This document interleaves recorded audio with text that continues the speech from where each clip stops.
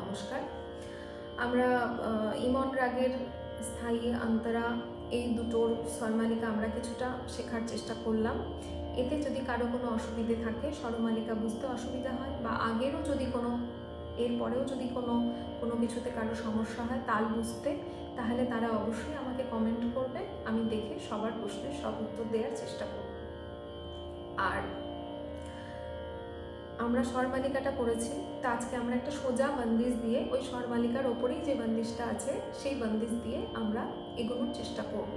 প্রথমে সোজা, তারপর কঠিন। যে কোনো বিষয়ের আমরা যেরকম ধাপে ধাপে এগোই, আমরা রাগ শিখতে গেলেও কিন্তু ধাপে ধাপে, বা গান শিখতে গেলেও আমরা ধাপে ধাপে কিন্তু যাব। তো আমরা আগের দিন কি করেছিলাম? স্থায়ী স্বরমালিকা নে রে গা মা পা রে রে সা সা, নে ধা নে রে গা রে সা সা। এবারে এর উপরে আমরা বন্দিশটা বসাবো। নির্গুণা কে গুণা দে হো দাতা। পরেরটা কি আছে? তু তো গুণা কে পাপা মাগা পাপা সকলা ধারা মাধানি ধানি ধা পাপা নিরে কারে সানি ধা পা।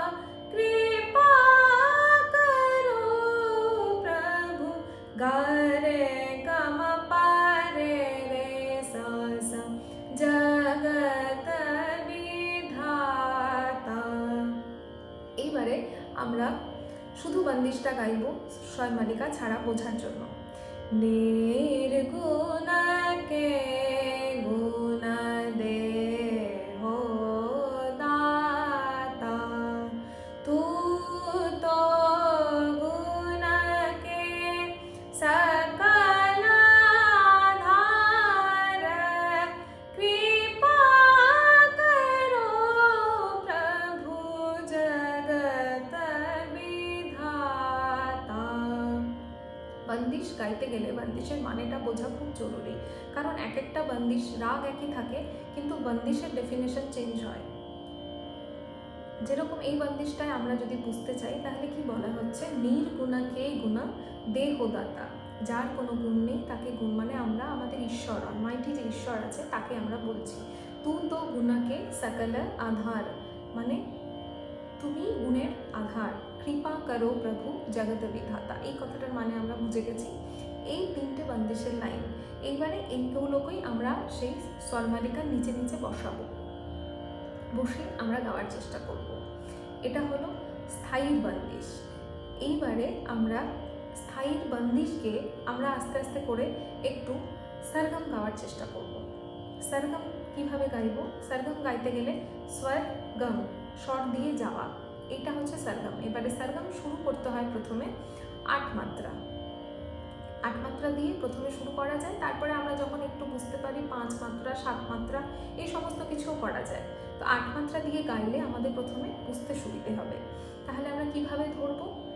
ধা ধেন ধেন ধা, ধা ধেন ধেন ধা। নির্গুণা কে গুণা নিরে গা মা ধা নি রে সা নি ধা পা মা গা রে সা। নির্গুণা কে গুণা, আমরা যদি নির্গুণা কে গুণা বা এই 8 মাত্রাটা যদি কভার করি, তাহলে আমাদের হাতে আর 8 মাত্রা পড়ে থাকছে। তাহলে এই 8 মাত্রায় আমাদের কি করতে হবে? সরগমটা করতে হবে। আমরা সেটাই করলাম। এবারে আমরা সরগমটা করছি কিভাবে? নিশ্চয়ই রাগের চলনের মধ্যে করছি। আরোহণ অবরোহণ যেটা করলাম, এগুলো সোজা সরগম, এগুলো যে কেউ করতে পারবো। আমরা একটু প্রথমে শিখে গেলেই আমরা একটু করতে পারবো। নি রে গা মা ধা নি রে সা নি ধা পা মা গা রে সা, এটা আমরা অলরেডি আরোহণ অবরোহণে শিখে গেছি। নেক্সট কি করব? গা মা ধা নি রে গা রে সা নি ধা পা মা গা রে সা, গা মা ধা নি রে গা রে সা, গা মা ধা নি রে গা রে সা নি ধা পা মা গা রে সা, গা মা ধা নি রে গা রে সা নি ধা পা মা গা রে সা। এটাও 8 মাত্রা। গা মা ধা নি রে গা রে সা নি ধা পা মা গা রে সা। এবারে আমি দাঁড়িয়ে দাঁড়িয়ে করলাম, কারণ যাতে বুঝতে সুবিধা হয়। এবারে এটা আমরা এক করে করি। গা মা ধা নি রে গা রে সা নি ধা পা মা গা রে সা, গা মা ধা নি রে গা সা, মা গা মা ধা নি রে সা নি ধা পা মা গা রে সা, মা গা মা ধা নি রে সা নি ধা পা মা গা রে সা। ছোট্ট ছোট্ট 8 মাত্রা সরগম। 8 মাত্রা সরগম শুরু করব 8 মাত্রা বলে, যে কোনো রাগের বন্দিশের মুখে 8 মাত্রা বলে আমরা সরগমটা শুরু করব। গা মা ধা নি রে গা রে সা নি ধা পা মা গা রে সা, নি রে গা মা ধা নি রে গা রে সা নি ধা পা মা গা রে, নির্গুণা। এটাও করা যায়, এটাও করা যায়। রেতে এসে দাঁড়ালাম, তারপরে আমার বন্দিশ করা শুরু হয়ে গেছে। প্রথম ক্ষেত্রে আমরা চেষ্টা করব সোজা সোজা সাতে গিয়ে বা নি থেকে শুরু করে সাতে আসার। নি রে গা মা ধা নি রে সা নি ধা পা মা গা রে সা, গা মা ধা নি সা নি ধা পা মা গা রে সা, গা মা ধা নি রে গা রে সা নি ধা পা মা গা রে সা, মা গা মা ধা নি রে সা নি ধা পা মা গা রে সা। এই ছোট ছোট বন্দিশগুলো আমরা করতে পারি, এই ছোট ছোট সরগমগুলো আমরা কিন্তু করতে পারি 8 মাত্রা। তো যে কোনো রাগের সরগম যখন আমরা গাইবো সেই রাগের চলন অনুযায়ী চেঞ্জ হয়। এটাই যদি আমরা আজকে ভৈরব করতাম বা আমরা আজকে বেহাগ করতাম তাহলে কিন্তু আমাদের এই চলনটা চেঞ্জ হতো। কিন্তু যেহেতু ইমন, সেহেতু ইমনের মতন করে আমাদের যেতে হবে এবং আসতে হবে, এবং সেটাকেই যখন আমরা দ্রুত লয়ে বলবো সেটাকেই কিন্তু তখন সরগম বলে। তাহলে আজকে আমরা স্থায়ী বন্দিশটা এবং ছোট ছোট যেই সরগমগুলো হয় 8 মাত্রা সেগুলো শিখলাম। এরপরের যে ভিডিও আসবে সেটাতে আমরা বড় বড় সরগমগুলো করব, আবার এদিকে অন্তরাটাও কিছুটা শেখার চেষ্টা করব। সকলে ভালো থাকুন।